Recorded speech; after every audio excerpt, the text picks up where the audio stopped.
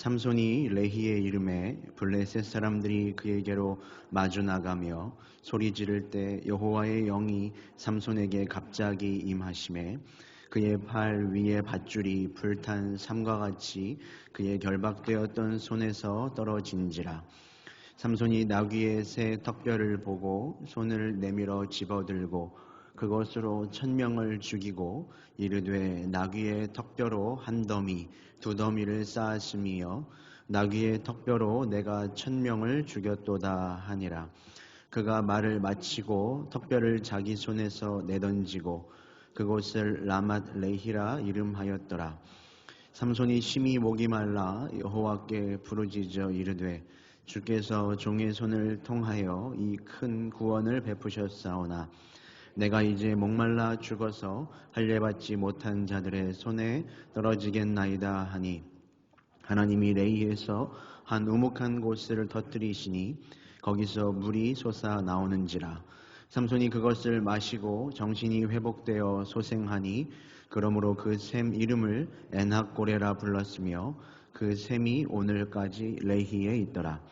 블레셋 사람의 때 삼손이 이스라엘의 사사로 20년 동안 지냈더라. 아멘. 오늘 이 말씀을 통해서 하나님께서 은혜와 축복을 여러분들에게 더해 주시길 바랍니다. 지난주에 삼손은 유다 사람들에 의해서 블레셋 군대의 손에 넘겨지게 되었습니다. 유다 백성들은 블레셋이 이스라엘을 다스리고 있던 그런 상황이 놓였을 때는 전혀 반응하지 않다가 자신들의 안정이 깨지기 시작하자 움직이는 모습을 보입니다.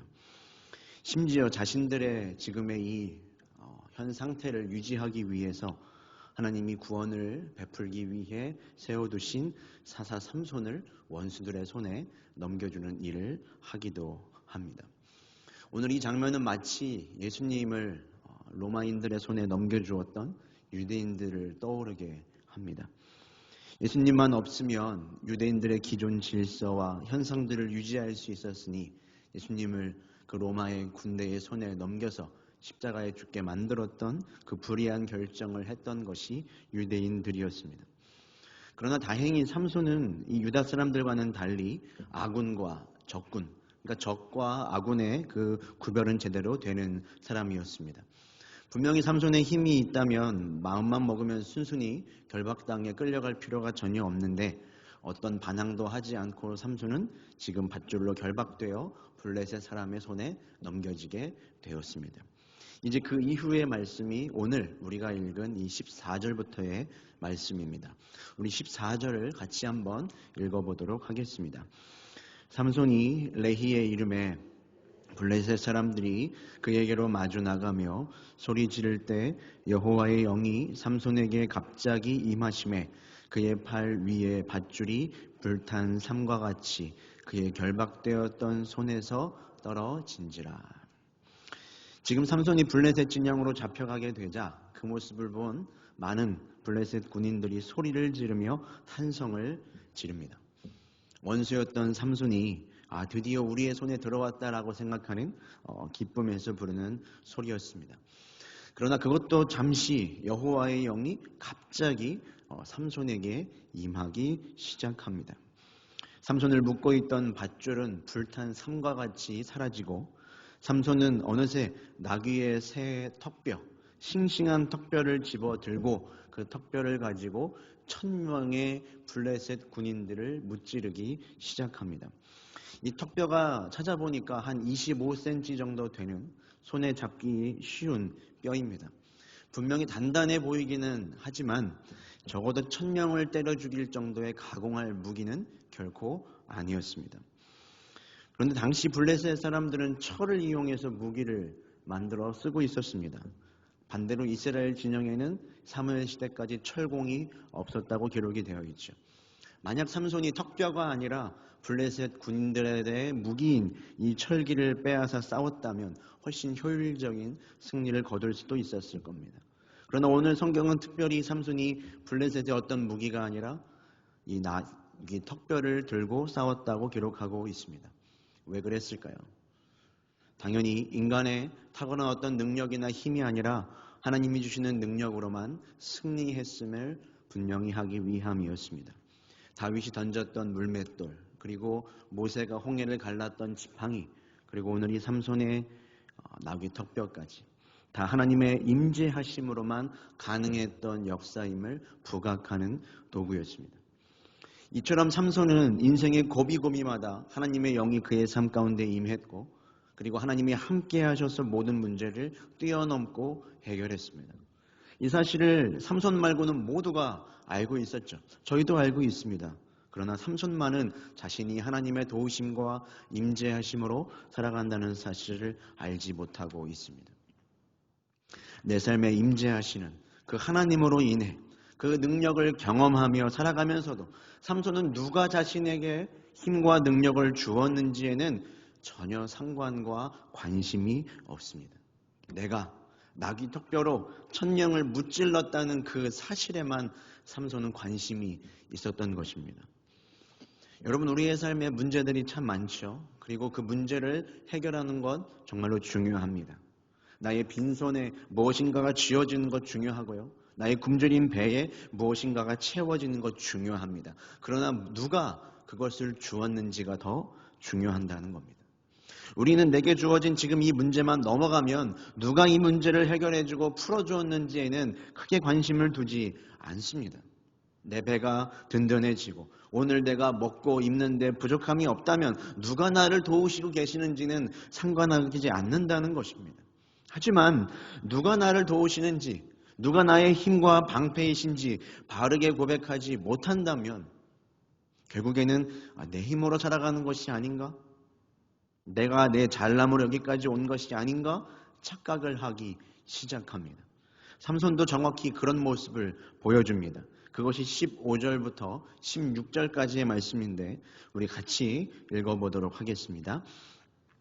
삼손이 나귀의 새 턱뼈를 보고 손을 내밀어 집어들고 그것으로 천명을 죽이고 이르되 나귀의 턱뼈로 한 더미 두 더미를 쌓았으며 나귀의 턱뼈로 내가 천명을 죽였도다 하니라. 지금 천명을 죽이고 이 삼손이 부르는 승리의 찬송입니다. 내가 나귀의 턱뼈로 한 더미 두 더미를 쌓았으며 내가 천명을 죽였노라. 이와 같이 성경에는 여러 승리의 찬양들이 있는데요. 죽을 수밖에 없는 불가능한 상황에서 하나님이 승리하게 해주실 때 부르는 노래들이죠. 대표적인 노래가 모세의 노래인데 오늘 이 삼손의 노래와 한번 비교하면서 보시길 바랍니다. 출애굽기 15장 1절에 이렇게 고백합니다. 내가 여호와를 찬송하리니 그가 높고 영화로우시며 말과 그 탄자를 바다에 던지셨음이로다. 홍해를 하나님의 능력으로 건너며 모든 애굽 군대를 물속에 수장시킨 후 고백하는 이 모세의 고백입니다. 여러분, 두 노래의 차이점이 느껴지십니까? 삼손의 노래 그리고 이 모세의 노래. 모세의 노래는 하나님이 그 노래의 주인이십니다. 하나님이 높고 영화롭고 놀라운 일들을 베푸셨습니다 라는 고백이죠. 반면 삼손의 노래의 주어는 나입니다. 내가 나귀의 턱뼈로 천명을 죽였습니다. 내가 뭔가를 했다라고 하는 나의 공로를 내세우는 것을 삼손은 거듭하고 있는 것이죠. 반면 모세는 하나님의 높고 영화로우심을 찬양합니다. 삼손의 괴력과 턱뼈가 대단한 것이 결코 아닙니다. 하나님이 행하셔서 모든 자들을 무찔릴 수 있었죠. 삼손은 그것을 고백하지 못하지만 모세는 그 하나님을 찬양하고 있습니다. 삼손처럼 마찬가지로 우리는 가정과 그리고 교회에서 많은 일을 해가며 나 중심으로 모든 것이 흘러가기를 원할 때가 있습니다. 많은 일들을 해가면서 내가 빠지면 굉장히 섭섭해하죠. 내가 한 것이 있는데 인정받지 못하고 사람들이 알아주지 못하면 괜히 마음이 섭섭해집니다. 그러나 여러분, 하나님의 일, 교회든 가정이든 다 하나님 중심이 되면 되는 것이고 그리스도 중심이 되면 되는 것이고 말씀, 은혜 중심이면 되는 것인데 우리는 그 가운데 왜 나 자신을 드러내고자 하는지 알 수가 없습니다. 하지만 바울의 고백처럼 내가 나된 것은 다 하나님의 은혜인 줄로 여러분 믿습니다. 낙이 턱뼈와 같이 죽을 수밖에 없는 죽은 존재인 우리들을 사용하셔서 하나님의 도구가 되게 하시는데 나 자신에게 여러분 어떤 자랑할 것이 있겠습니까? 그런 말이 있죠. 원수는 물에 새기고 은혜는 돌에 새기라. 우리는 이 말을 거꾸로 할 때가 많죠. 잊어서는 안 될 소중한 은혜는 물에 새겨놓고 금세 잊어버립니다. 하나님이 내게 뭐 얼마나 대단한 은혜를 주셨지, 그런 생각들 금방 잊어버리죠. 반면 마음에 버려야 할 원수와 그리고 상처들은 돌에 새겨놓고 기억합니다. 삼손은 자기 공로의 기념비는 높이 세웠지만 하나님의 은혜는 쉽게 잊어버렸습니다. 하지만 여러분, 우리는 사무엘처럼 에베네셀의 돌을 세울 수 있게 되기를 바랍니다. 여기까지 하나님이 도우셨습니다.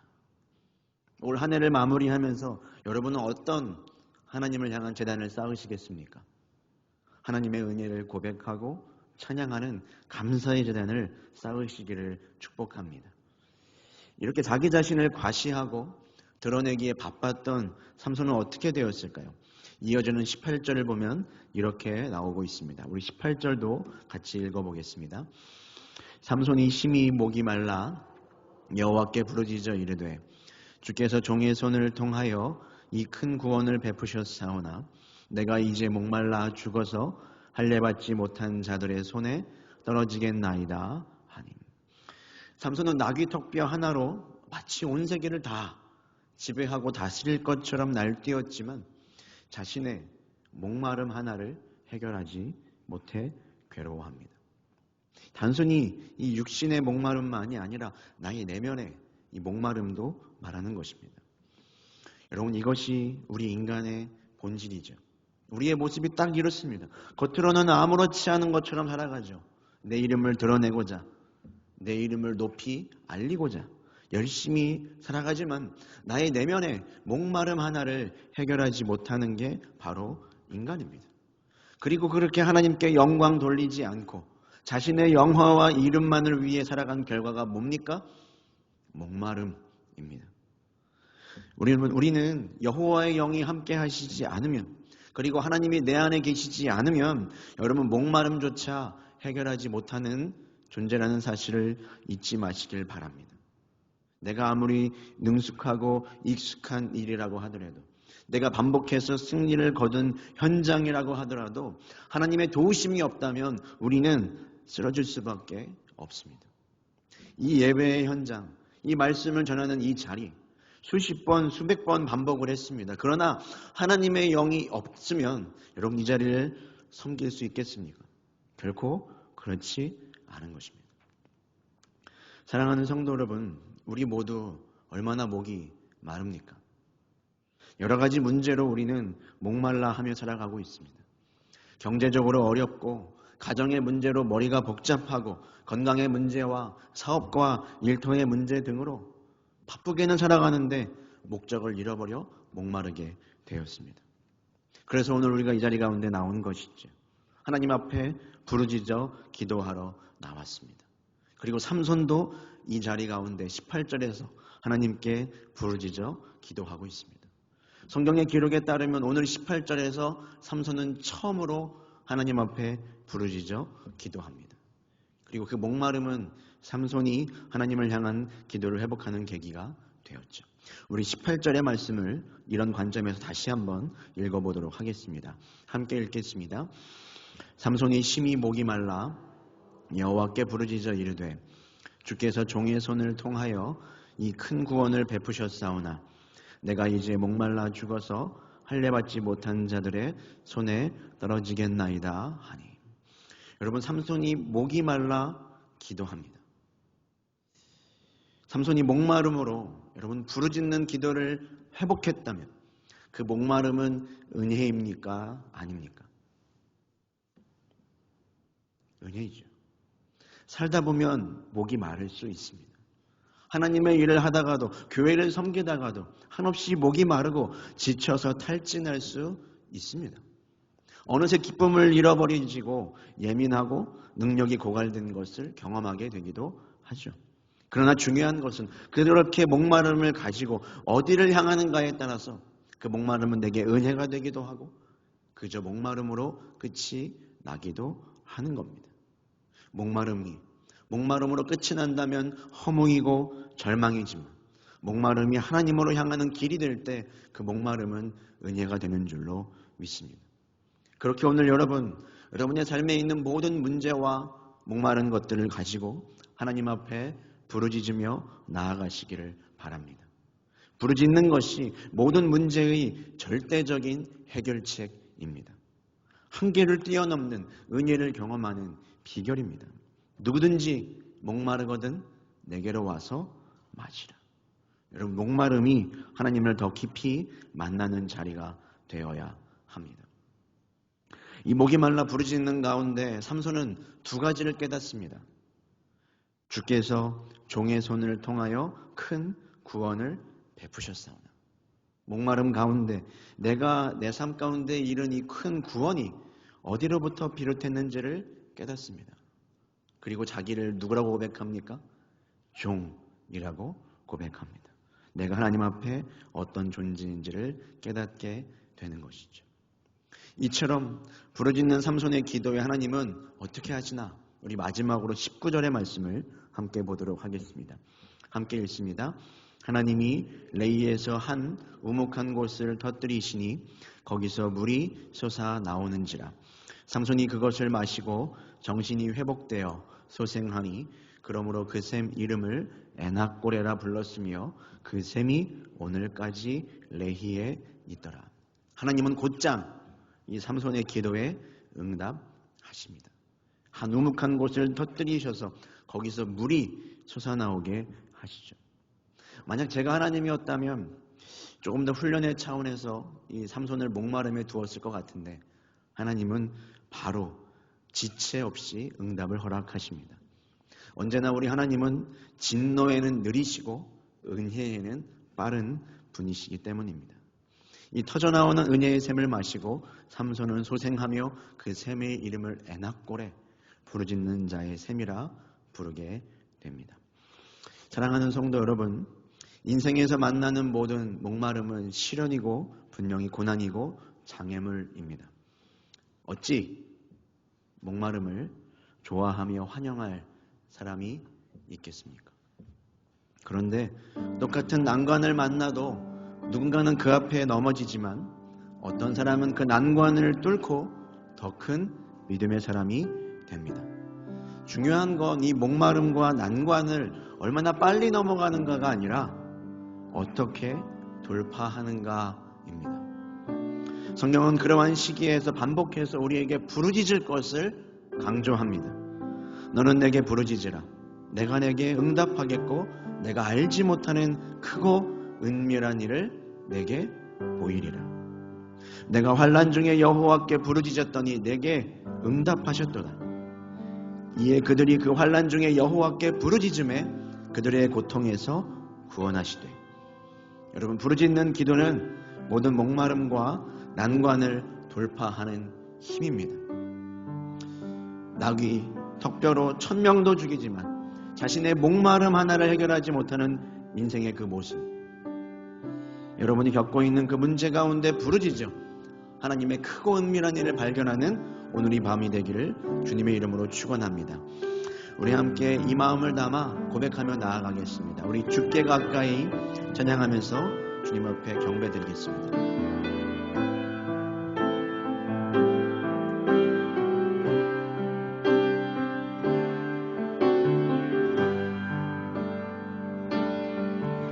주께 가까이 날 이끄소서. 간절히 주님만을 원합니다. 채워주소서. 채워주소서. 주의 사랑을 진정한 찬양들. 우리 다시 한번 고백하겠습니다. 주께 가까이, 주께 가까이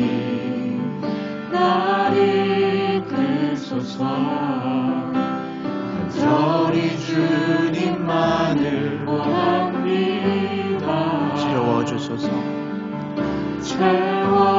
채워주소서. 주의 사랑, 주의 사랑을 진정한 찬양 드릴 수 있도록 목마른 나의 영혼, 목마른 나의 영혼 주를 부르니 나의 맘 만져 주소서. 주님만을 원합니다. 원합니다. 나의 맘 만져 주소서. 주께 가까이 고백하겠습니다. 주께 가까이 날 이끄소서. 간절히 주님만을 원합니다.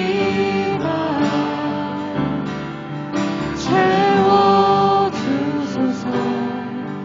주의 사랑을 진정한 찬양 드릴 수 있도록 목마른 나의 영혼, 목마른 나의 영혼 주님을 간절히 부릅니다. 주를 부르니 나의 맘 만져 주소서. 주님만을 원합니다. 더 원합니다.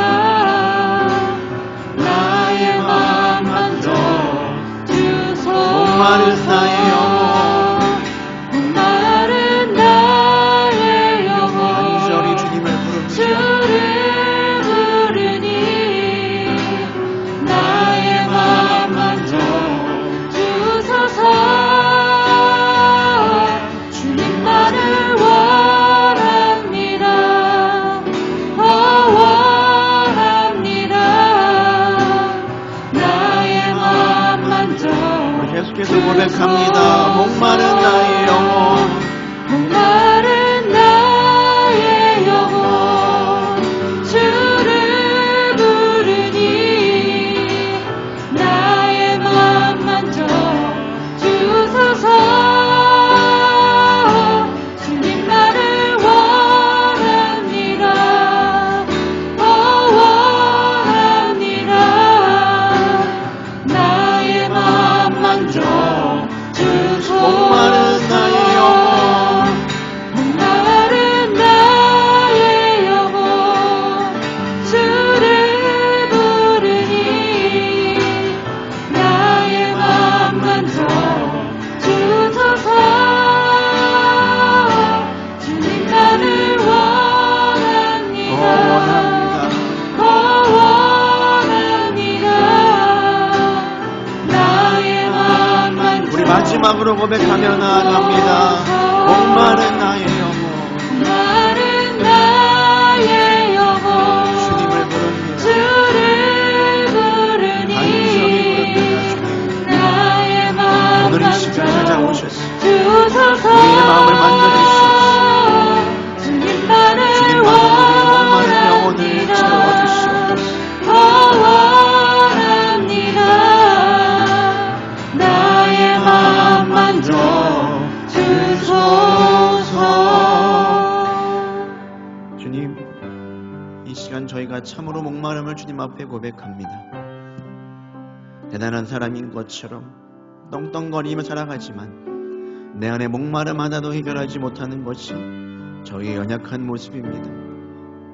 주님, 우리의 목마름과 삶의 문제들을 품고 주님 앞에 나아가오니 부르짖는 자에게 오늘 은혜의 샘이 터지는 역사가 있게 하여 주시옵소서. 우리 함께 주님의 이름 한번 부르시고 기도하며 나아가겠습니다.